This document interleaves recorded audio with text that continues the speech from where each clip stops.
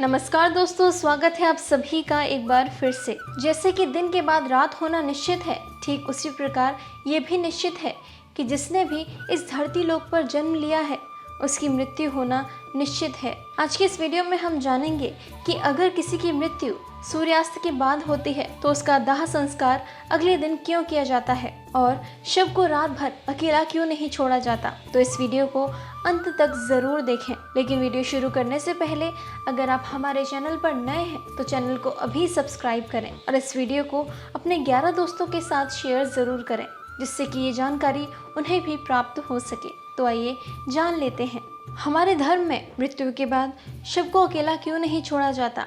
ये बताने से पहले हम आपको ये बता दें कि कब कब अथवा किन परिस्थितियों में शव का अंतिम संस्कार नहीं किया जाता या फिर कुछ समय के लिए टाल दिया जाता है।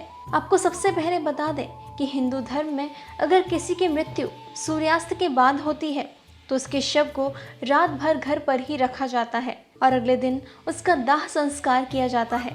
इसके अलावा अगर किसी की मृत्यु पंचक समय में होती है तो उसके शव को भी कुछ समय के लिए घर पर ही रखा जाता है और जब पंचक काल समाप्त होता है तो उसके बाद ही उसका दाह संस्कार किया जाता है। क्योंकि गरुड़ पुराण में बताया गया है कि अगर सूर्यास्त के बाद अथवा पंचक के समय किसी मृत शरीर का दाह संस्कार किया जाए तो उसे मोक्ष की प्राप्ति नहीं होती।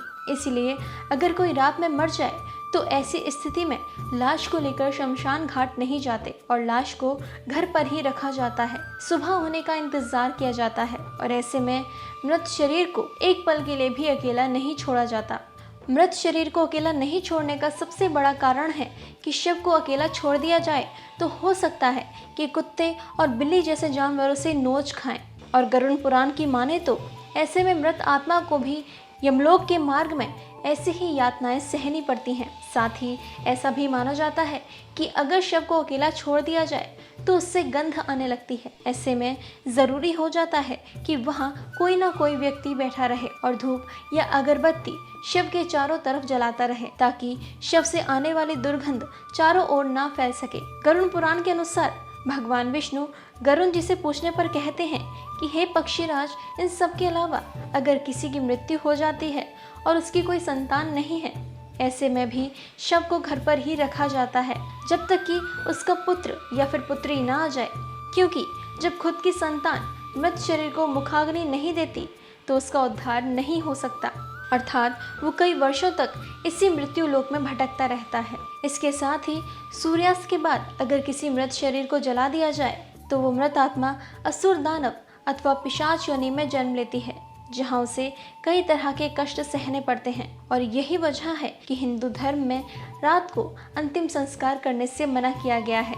साथ ही ये भी बताया जाता है कि शव को इसलिए अकेला नहीं छोड़ा जाता क्योंकि मरे हुए आदमी की आत्मा वहीं भटकती रहती है और अपने परिजनों को देखती रहती है। कहा जाता है कि इंसान की मौत के बाद शरीर आत्मा से खाली हो जाता है और इसी वजह से उस मृत शरीर में कोई बुरी आत्मा का साया अपना अधिकार जमा सकता है और यही वजह है कि रात में शव को अकेला नहीं छोड़ा जाता। दोस्तों, मुझे उम्मीद है कि ये जानकारी आपको पसंद आई होगी। इस वीडियो को लाइक करें और अपने दोस्तों के साथ शेयर ज़रूर करें। धन्यवाद।